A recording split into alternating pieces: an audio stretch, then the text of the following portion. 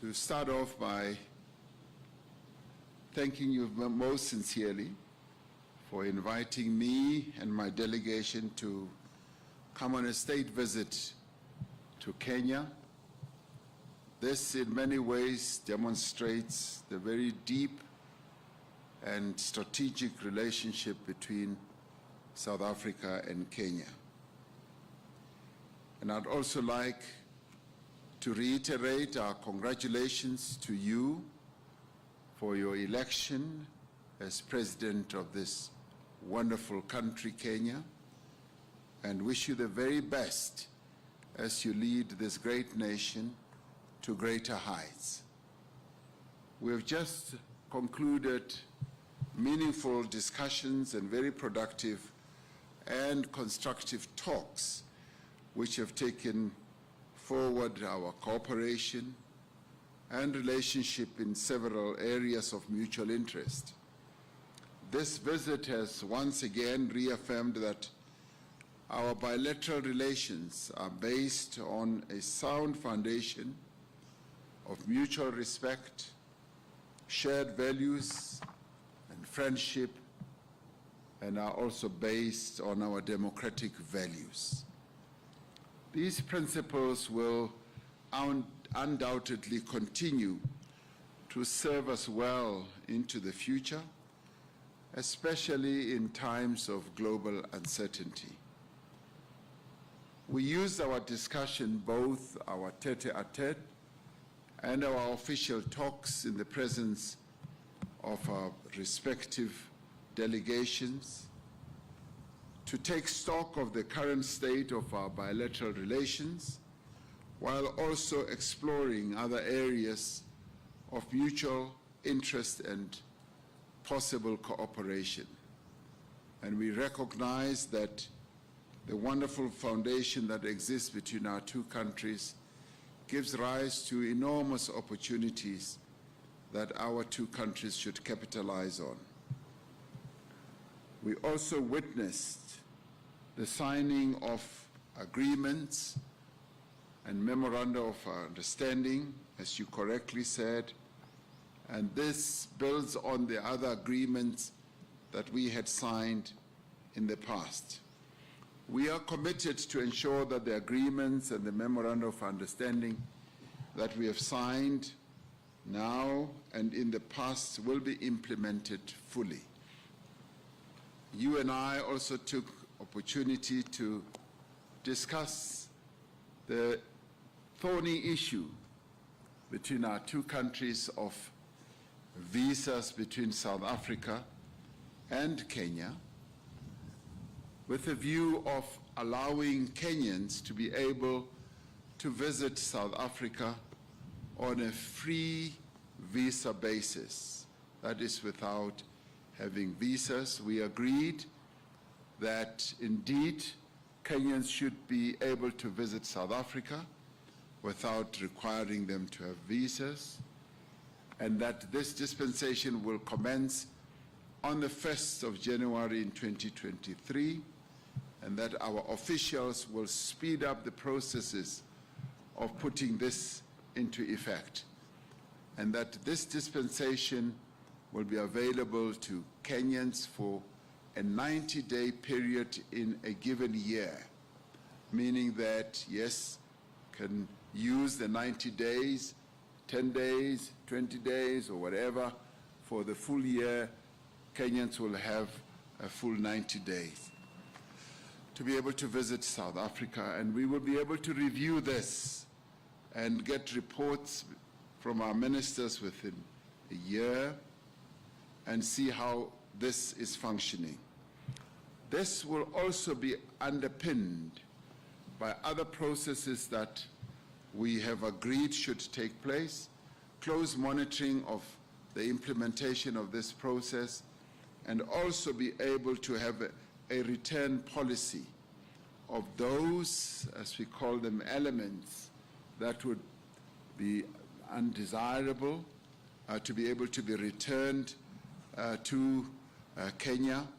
And this, in many ways, just strengthens the relationship between South Africa and Kenya, but more importantly, the people-to-people contact, because as you and I observed, Kenyans and South Africans have multiplicities of relations, both business, social, communal, at relatives level.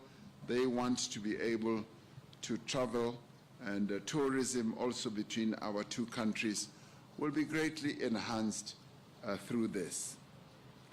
South Africa and Kenya are confronted by a number of challenges, almost similar challenges of poverty, inequality, and unemployment. Since 2020, South Africa has been implementing what we crafted as the Economic Reconstruction and Recovery Plan to lift our economy out of a prolonged period of slow growth, but a period that was also negatively impacted by COVID-19. This is not dissimilar to Kenya's recovery plan, with its 6 core pillars of agriculture, focusing on micro-enterprises, small and medium enterprises, housing and settlement, healthcare, and the digital superhighway and the creative economy, as well as the environment and climate change.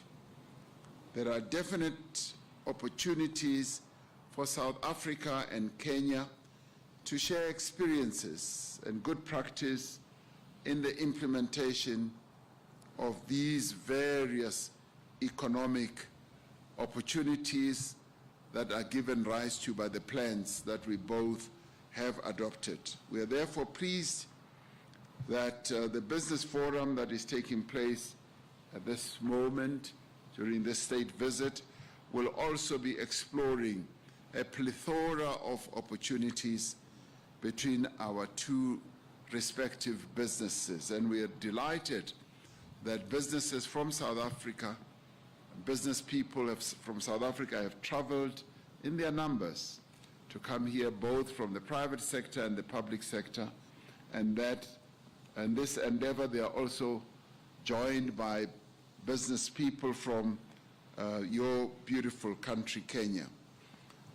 This, in many ways, gives an opportunity to make new contacts, and as I often say, they make contacts and hopefully they will move to contracts as they establish new business undertakings in various sectors of our respective economies. As leading economies in our regions, Kenya is a leading economy in East Africa, and so is South Africa in Southern Africa. We have demonstrated a firm commitment to sustainably increase volumes of trade and foster greater investment in each other's economy. We were particularly pleased that our various ministers who straddle agriculture, trade and industry, environment, and creative sectors have been very busy looking at the various opportunities with a view of enhancing growth that can come from that. We also, during our discussions, focus on several issues affecting our beloved continent, including the situation in the Democratic Republic of Congo, Ethiopia, as well as Western Sahara. We agree on the need for peace and stability in our continent and the ending of conflicts within and between states. Besides destroying lives and livelihoods, these conflicts greatly retard progress in addressing important social and economic issues. We have therefore agreed that we need to remain focused on issues affecting our regions and our continent and not be distracted by other global matters that are not of our making. We advocate for African solutions for African problems. we took time to thank you for the role that you have played as Kenya in helping to resolve the conflict in Ethiopia between the Ethiopian government and the Tigrayans by deploying former President Uhuru Kenyatta to be joined by former President Olusegun Obasanjo of Ethiopia and former Deputy President Phumzile Mlambo Ngcuka in fostering peace between the two belligerent parties. We were grateful that there was an understanding and a peace agreement that was reached, and we're glad that Kenya did play a very key role in enabling that to happen. And this lives up to having African solutions for African problems, because we have the necessary expertise, experience, the wisdom, as well as institutions and leaders who are able to help our continent to resolve problems affecting Africa. Kenya and South Africa share a common commitment to strengthen and capacitate the African Union to carry out its core mandate of social and economic development of the African people. We have called for global solidarity, fairness, and a rules-based international system, and the reinforcement of multilateralism, which Kenya and South Africa support greatly. And Kenya and South Africa are aligned on the need also to reform the United Nations system, in particular the United Nations Security Council and the transformation of institutions of global governance. You and I have just returned from COP27 in Sharm el-Sheikh in Egypt, where both of us and a number of African countries flew the African flag with regard to ensuring that there is a just transition, as many of our countries on the African continent are currently suffering a great deal from the ravages of climate change. As you correctly pointed out, the droughts that Kenya is experiencing now are unprecedented. And similarly, the floods and the droughts that South Africa is currently experiencing now are unprecedented. And this just goes to show that climate change is serious, but at the same time, we need to make sure that the more developed economy countries that have contributed greatly to the climate damage should be the ones who carry the burden of making sure that the loss and the damage that developing economy countries like South Africa and Kenya are properly compensated, and that those countries live up to the commitments that they have made. And thank you very much for congratulating South Africa for reaching the Just Energy Transition Agreement or deal with the 5 countries. But we also are firm in supporting similar deals to be reached with countries that are currently experiencing real great difficulties when it comes to climate change, countries like your own country, Kenya. It is our hope and conviction that our relations, President Ruto, will deepen and that cooperation will grow to cover a greater diversity of areas. And as you and I said, we've just scratched the surface when it comes to opportunities that lie out there, which you and I will be outlining to the business community who we will meet later. We are building an enduring partnership between Kenya and South Africa that will benefit all our people and that will make an important contribution also to the development of our continent. So we thank you for welcoming us here to Kenya We're really delighted, and we almost feel like Kenyans today. Thank you very much.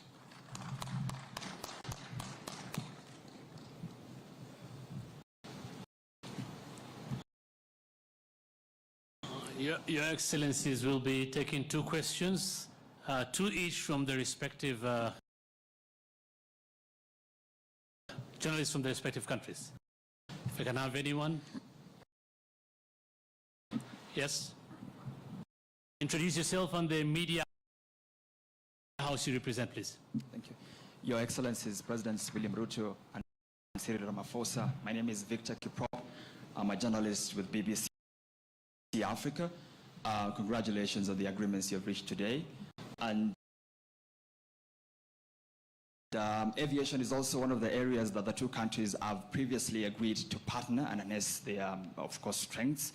I wanted to find out the status of the strategic partnership framework that the 2 countries signed in November last year, and if the 2 countries are on course for the launch of the Pan-African airline group next year. Thank you.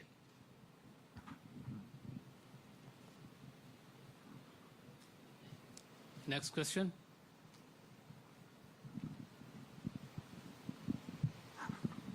Thank you. Your Excellencies, my name is Robert Luther. I work with SABC. You just came from Egypt from the climate conference.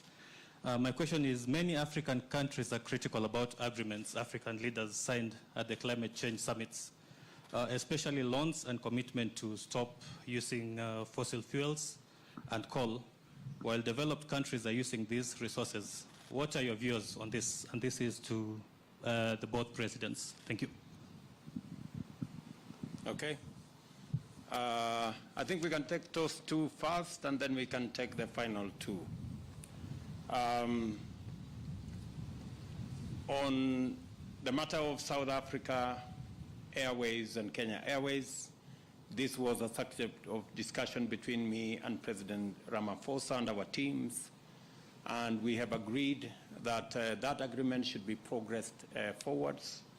It presents an opportunity for both South Africa and Kenya to work together to build a Pan-African airline. We are committed to ensuring that the agreement that was signed between our 2 airlines goes forward. And at the technical level, there is a lot of work going on, and we look forward to making sure that the agreement that was signed eventually brings about a Pan-African airline. And on the subject of the agreements that was signed, I think specifically the agreements that were signed in Sharm el-Sheikh were not necessarily about exploitation of hydrocarbons. I think these were green agreements on solar energy, on green hydrogen energy, on geothermal energy, wind and solar energy, progressing our desire to do the right thing.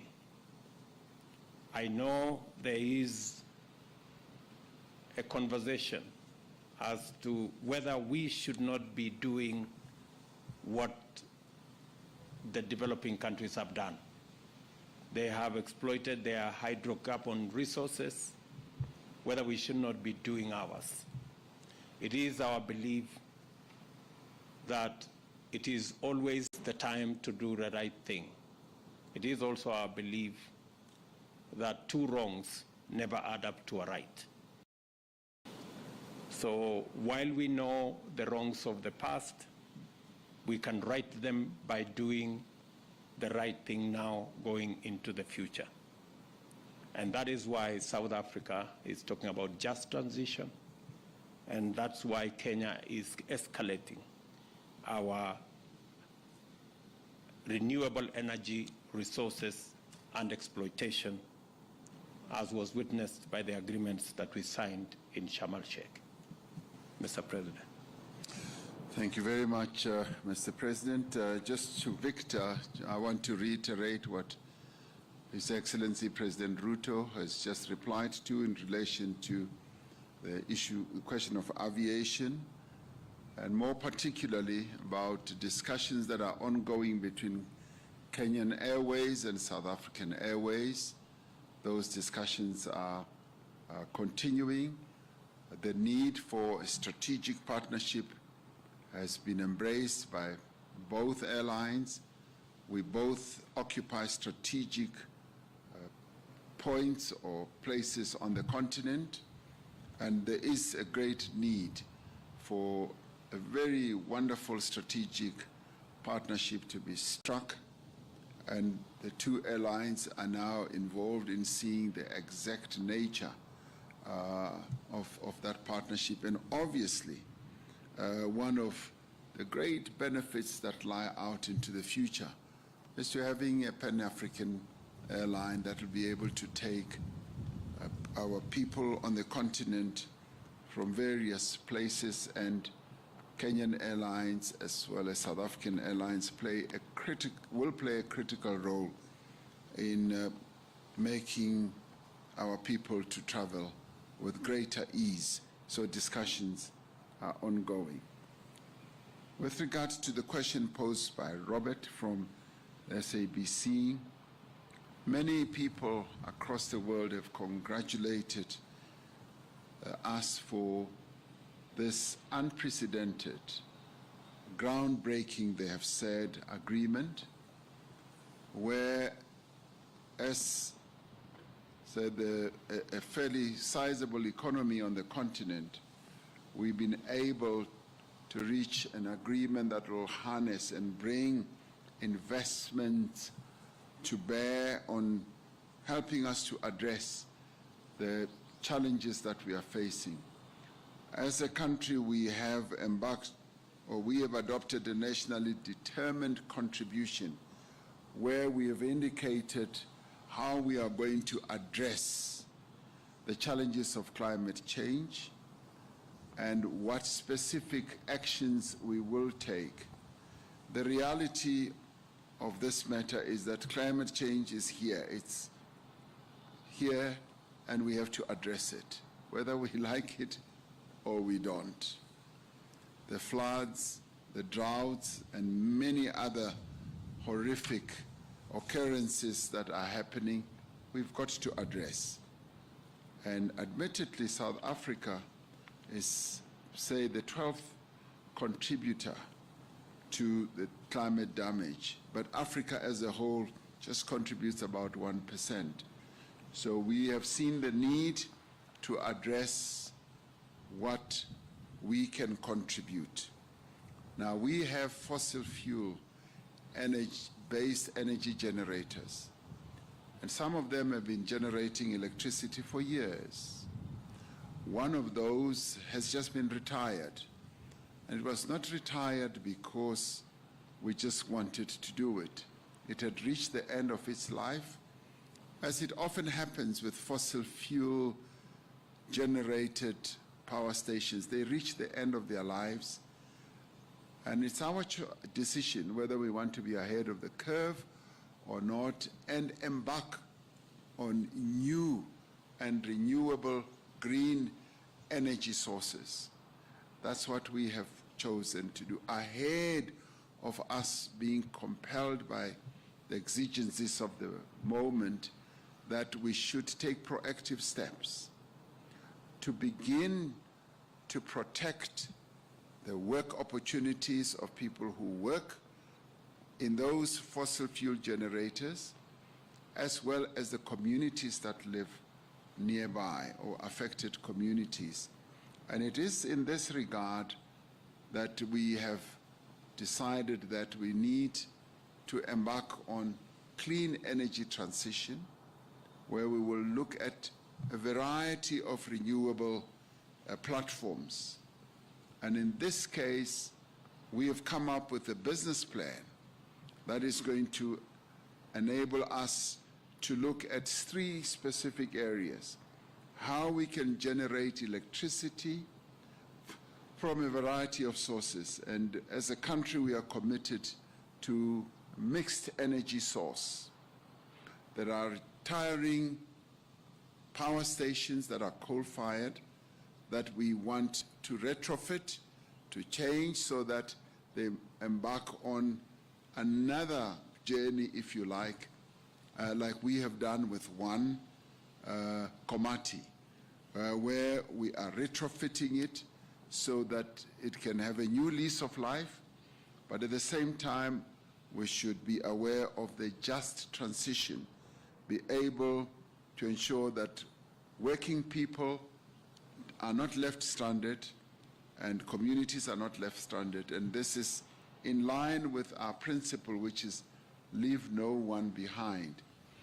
And indeed, there are other areas that we want to go into. Hydrogen sector beckons. It is calling us. It's a new economy.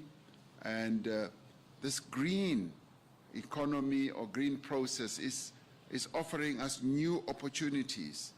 And we believed that through this agreement, we will be able to embark on new opportunities, new interventions, as well as move towards electric cars. South Africa is a very big motor vehicle manufacturer, and many countries, particularly in Europe, are already moving towards electric cars, and our plan is taking us in that direction.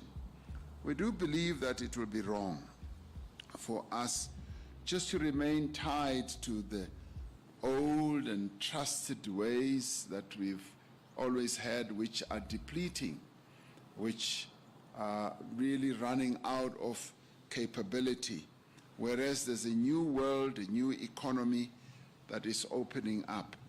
It has been said by others, President Ruto, that the jobs that could be lost in the fossil fuel energy generation could be easily replaced. One job could be replaced by up to 3 new jobs. And that is the direction that we are headed in. So this renewable energy offers us enormous opportunities in solar, in hydro, in wind, in hydrogen, and in a variety of ways. So we're saying that we should not be fearful. We should be brave enough so long as the transition does not leave our people behind. Thank you. Thank you. The last 2 questions. Good day, Your Excellencies. My name is Mugelwa Hlachwayo from Reuters. My question is regarding the visa-free agreement. Does the return policy apply to citizens of both countries? And do you see this visa-free policy extending to other countries in the East African community?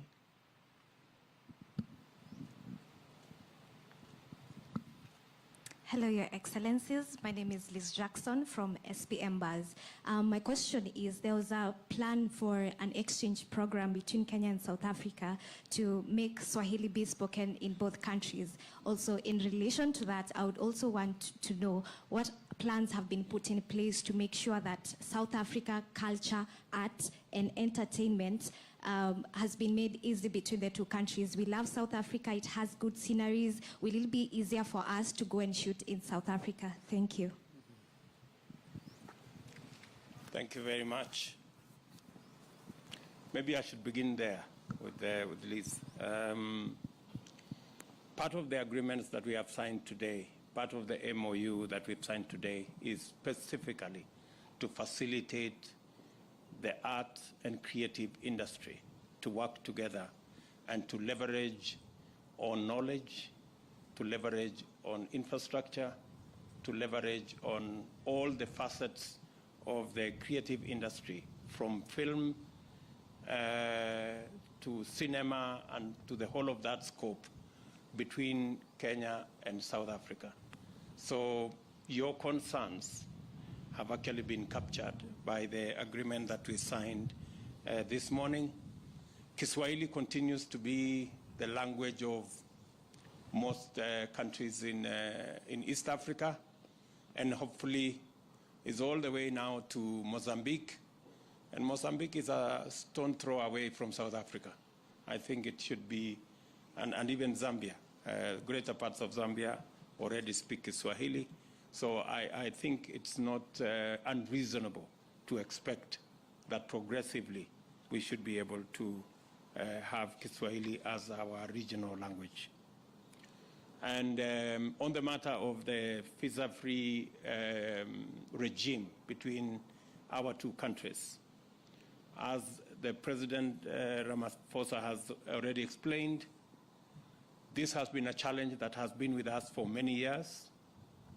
I thank President Ramaphosa and his team for unlocking this huge potential between our two countries, that under the new regime, we can build a greater relationship in business, in culture, in communal relationship, in social relationships, because we can be able to move much more in a better framework.